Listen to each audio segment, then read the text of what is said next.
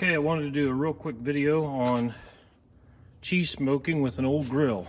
I don't care what brand you use. This happens to have to be an old Char-Broil. It's a cheap one, $100 or less for the whole grill.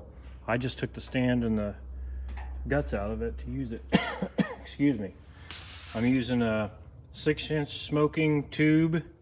You can buy them off of Amazon, wherever you want, but this is like 10, 12 bucks.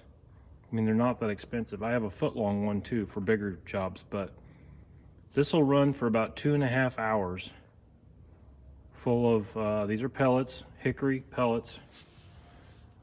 And I've got 5 pounds of cheese. I've got medium cheddar, Monterey Jack, orange rind Munster, pepper jack, and mozzarella. And out of all of them, my hands down favorite is the orange rind Munster with hickory smoke.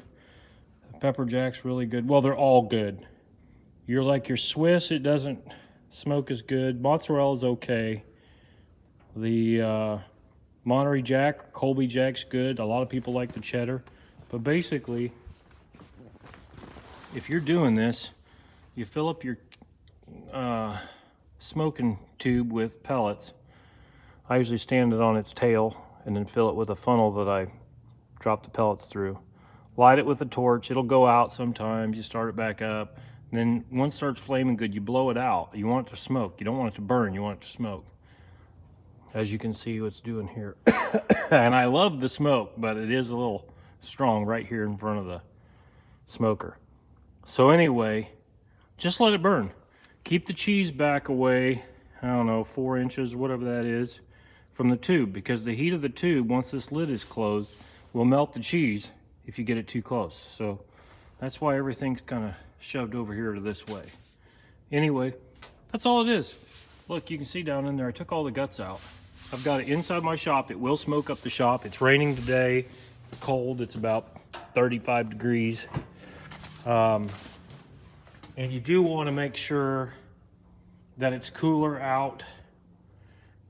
In my opinion, it doesn't make it as pleasant to smoke when it's hot out. You can do it, but this is called cold smoking, as much as I can tell you.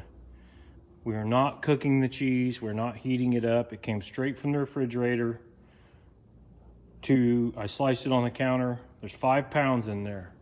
I took 1 pound block of each of those 5 different types of cheeses and sliced it up, basically 1 inch by 1 inch by 3 inches, I think it is. And you'd light the cube, put it in there, and it'll burn for about 2.5 hours. I'm gonna set my alarm here in a minute for 2.5 hours from now, whatever time it is, to come back out and check on it. And you package it. I usually put the same types of cheese. You don't have to if you're gonna eat it right away, but I put the same type of cheese in this package, so 5 different packages. You don't have to, but I choose to. That's all there is to it, man. And you'll notice it when you cut it. The smoke is going in a 1/16 or an 1/8 of an inch all the way around the perimeter. And when you slice it, you can see it. And it's just enough flavor. Don't smoke it too long. I've double smoked some stuff for 5 hours just to see how it was. Ooh, it was really strong. So 6-inch smoking tube, about 2.5 hours. Hickory pellets. A 20-pound bag will last you for a couple years unless you smoke a lot. If you smoke a lot, that bag that I've used, I've still got 1/3 of a bag left. I've been smoking for 3 years now.